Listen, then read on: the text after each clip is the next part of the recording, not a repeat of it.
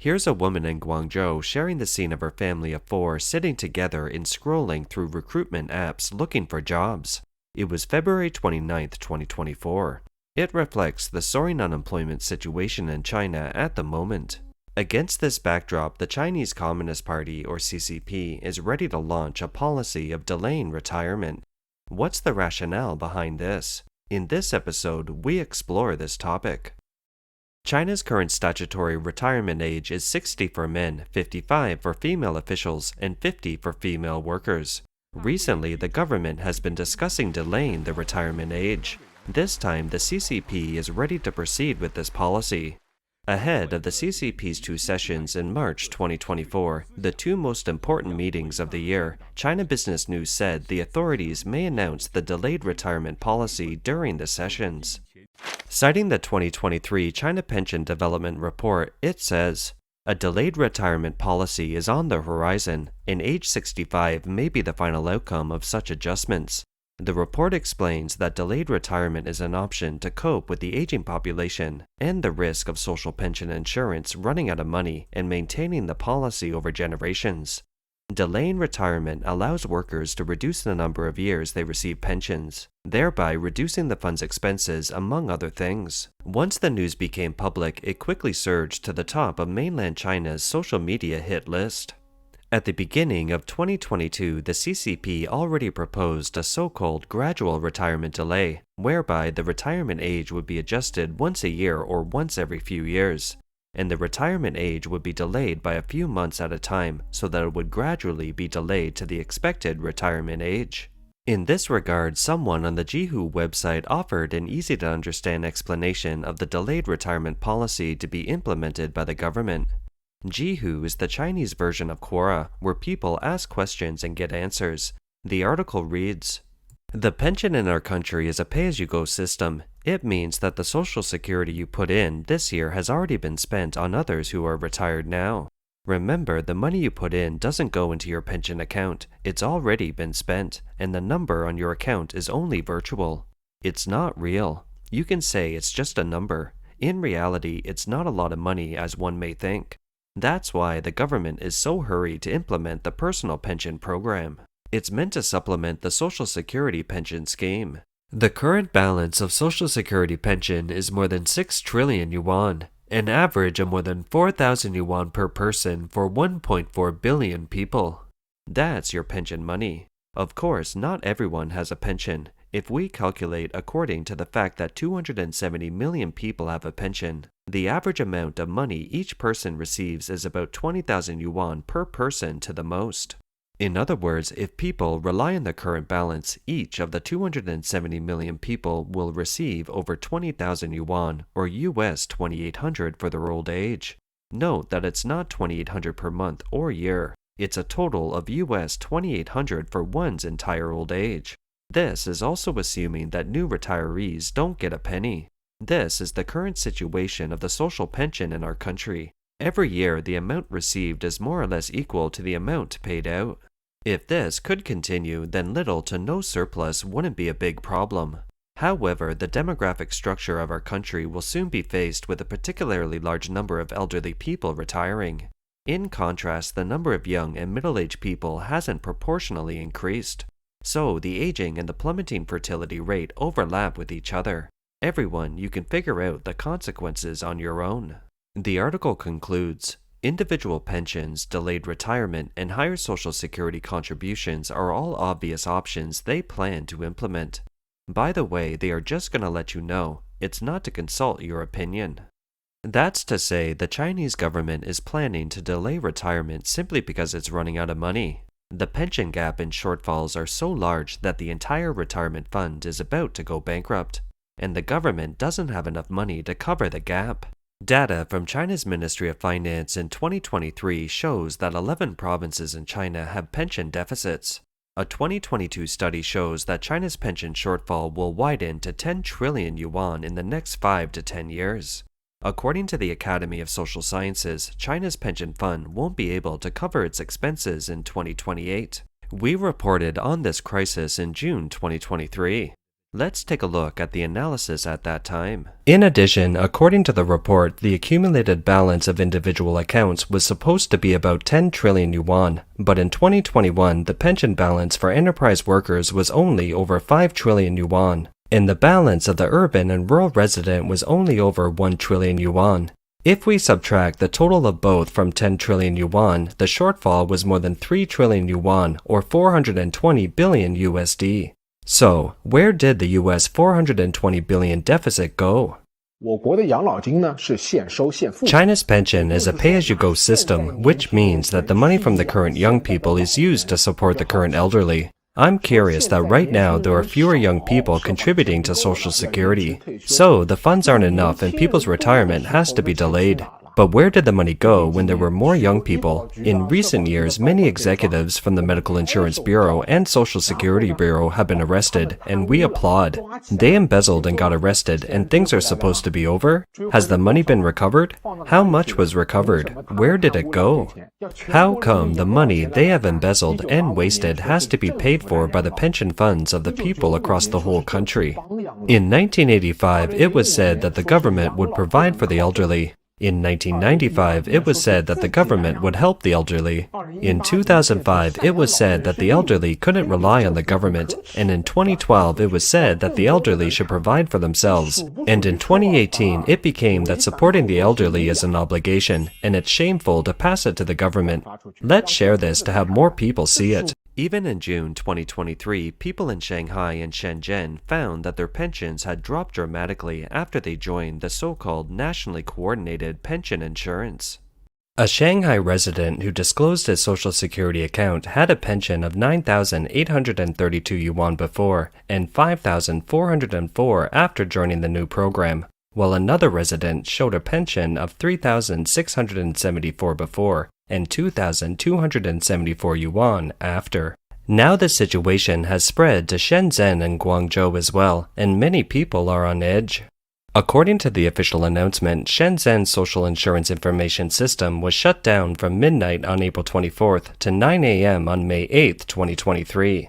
It was shut down to complete the switch to the centralized system of Guangdong Province while connecting to the National Integrated Information System for Enterprise Employees' Pension Insurance. Affected by this, the Social Insurance Information System of Guangdong Province was also shut down from May 1st to 7th. After the Shenzhen Social Insurance Information System resumed operation on May 8th, many Shenzhen residents were surprised to find that their social insurance account balances had decreased significantly. One resident said that he had a balance of 310,000 yuan in April, but only 190,000 yuan remained after switching to the new system. It was a reduction of more than one-third in the balance, and widespread complaints can be seen on China's social media. Here, on February 28, 2024, in Guangzhou, an elderly man who retired in 1994 was defending his pension rights. As can be seen from the placard he displayed, he discovered that his 2007-2008 and 2011 pension had problems.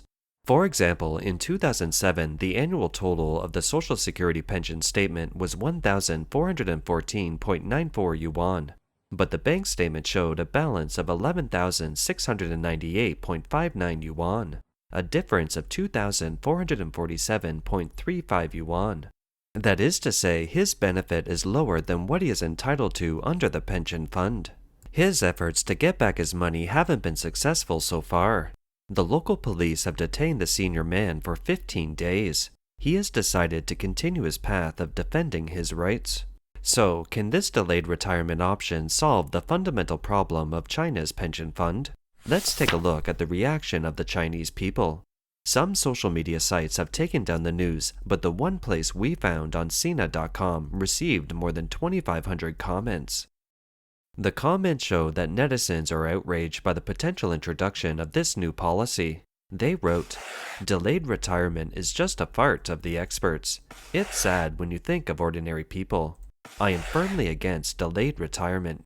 Can you not pick on the people born after the 1980s and harvest them so heavily? People born after the 1980s are already miserable." Taking a high level of pension, having been rehired and sipping tea in the office, I'm disgusted by this group of expert representatives. Let me cash out my pension, thank you. You don't have to look after me after 65. Can't we retire at 80, all in one step? Take us straight to the crematorium after retirement.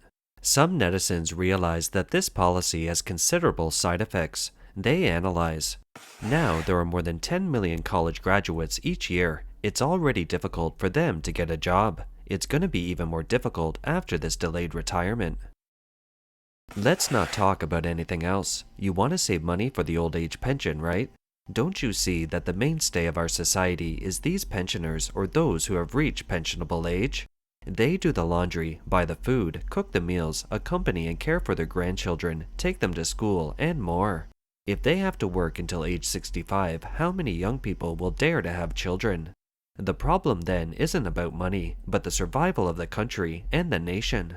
In the face of the CCP's irreversible decision, more people think of practical solutions. The netizens' approach is simple. Many people won't want to pay the pension anymore. If I were to retire at 65, I would stop paying Social Security. Indeed, since 2023, more and more young people have stopped paying Social Security or even dropped out. In August 2023, the Chinese official media said that 38 million people had recently discontinued their pension insurance and 43 million more had dropped out. No one wants their future to be insecure. It's just that life at the moment is too difficult for the Chinese people at the social bottom. The whole setup of the CCP's retirement system is unreasonable. Unlike Western societies, everyone is covered by a social welfare fund at its minimum, regardless of their social status, be it workers, peasants, the poor, or the rich. But the CCP offers more benefits for some urban residents and enterprise workers. Especially government officials and government employees, they are provided with very good benefits. Grassroots officials in the CCP's organizational system, even a party secretary of a village level, can live a life of luxury and extravagance beyond imagination. At the end of February 2024, a lawyer exposed the land encroachment by a village party secretary in Guangdong province. In the video, the party secretary's villa looks magnificent, with red walls and green tiles, just like an emperor's palace.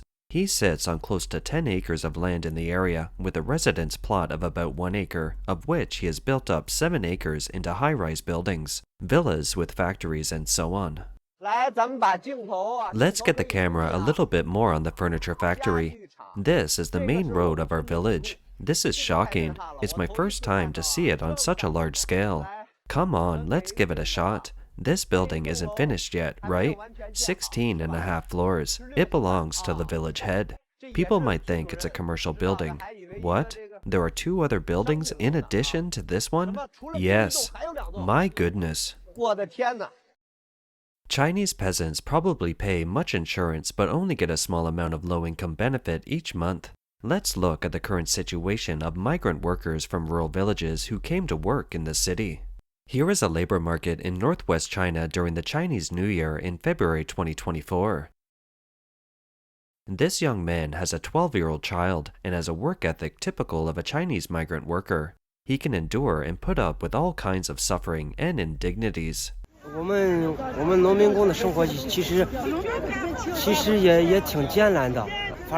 The life of us migrant workers is quite difficult.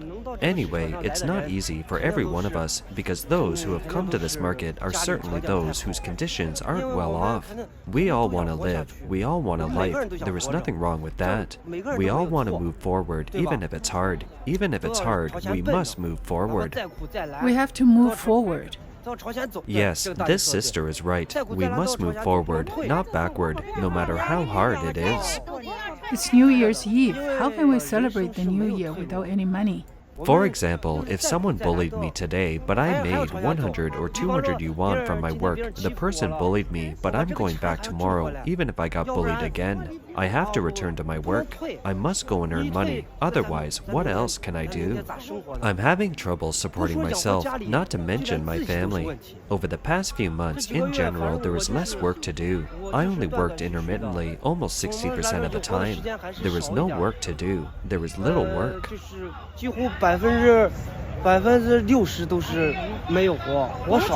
The peasant woman is already 54 years old. According to the pension rules, where female workers retire at 50, she should have retired long ago. But to support her family, she has no choice but to come to the labor market at the end of the day to look for work. Medical insurance is 380 yuan a year, or US $53. That's too expensive. How much can us peasants make? How hard we work. I've been here since 6 a.m. I don't have any work today. I have an elderly parent and children at home. My children are still in school. I have grandchildren too. The younger child is 18 years old and is in grade 12.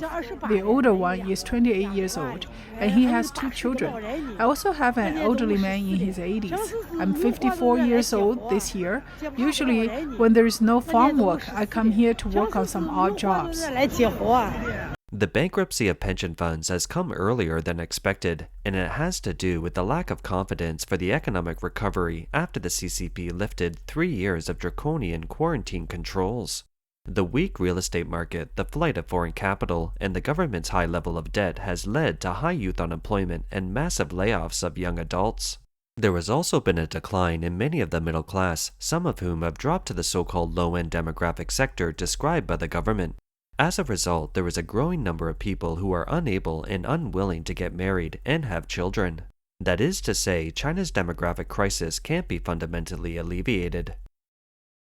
The state of young Chinese people should make the CCP despair. They aren't sharing the party's worries to get married and have children, and they don't contribute to the national retirement program. They are more willing to lie flat and do nothing. For the urban population, delaying retirement to the age of 65 is not the same as saying that people can work and have salaries until the age of 65. As a matter of fact, it's unlikely that most enterprises in China will let their employees work until the age of 65.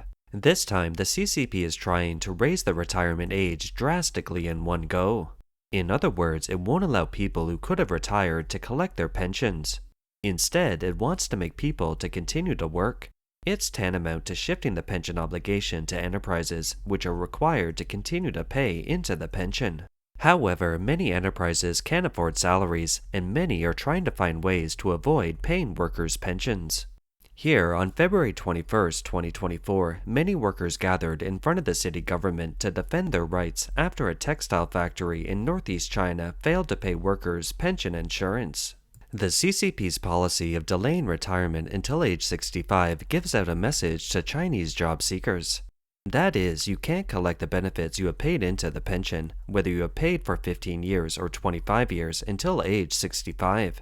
If you can live to 90, you can earn back the pension you've paid. If you can only live to 80, you can get 15 years of pension. Nowadays, when many Chinese companies are recruiting people, they don't want anyone over 50 years old. If someone is unfortunate enough to become unemployed at 40, they will have to figure out on their own what to do for those long 25 years before being able to collect pension benefits.